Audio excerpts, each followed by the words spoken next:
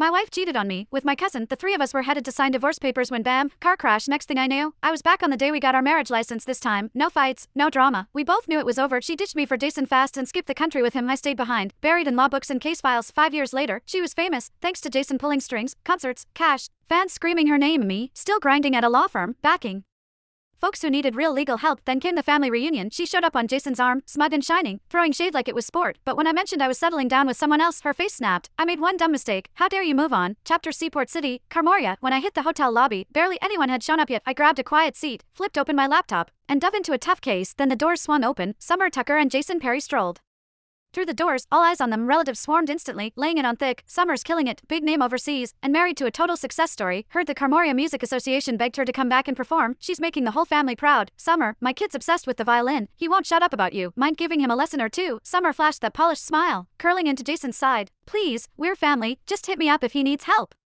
That opened the floodgates. Compliments flew like confetti. Suddenly, everyone remembered they were related. Trying to score points, Summer tilted her chin up, soaking it all in like she was headlining a show. I wrapped up my work, popped off my headphones, and let out a big stretch with a yawn. Heads turned. Wait, Ethan's here. But he bailed on these things. Someone said it just loud enough to stir the pot. Summer's eyes flicked toward the voice, then scanned the room until they landed on the guy.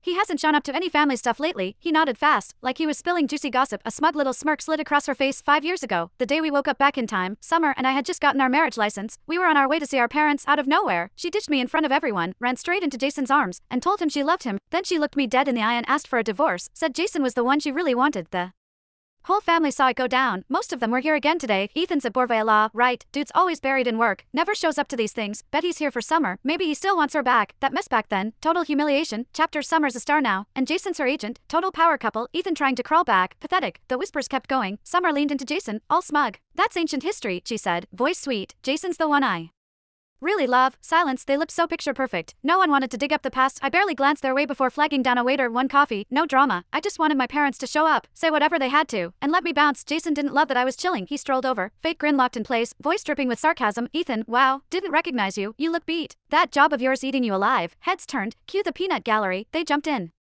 like I was still 12. Ethan, you really should have picked a better job. Lawyers work nonstop and don't even make that much. Pushing 30 and still single. Embarrassing. No wonder you skip these get-togethers. Total disappointment. I locked eyes with Jason, then finally took a real look at him in Summer. Her hair was styled to perfection, wrapped in a plush cashmere coat, decked out in designer everything. She was practically sparkling with money. Jason had on a tailored suit, wedding ring shining. The way he carried himself, he looked like he stepped off the cover of a billionaire romance. No surprise people thought they were perfect. They nailed the look. I rubbed my temples and took a step back. Jason, you done? If so, back off. Your cheap cologne's killing my head. Jason's smile cracked, but before he could snap back, Summer cut in. Ethan Exeter, seriously, Jason's just being polite. Why the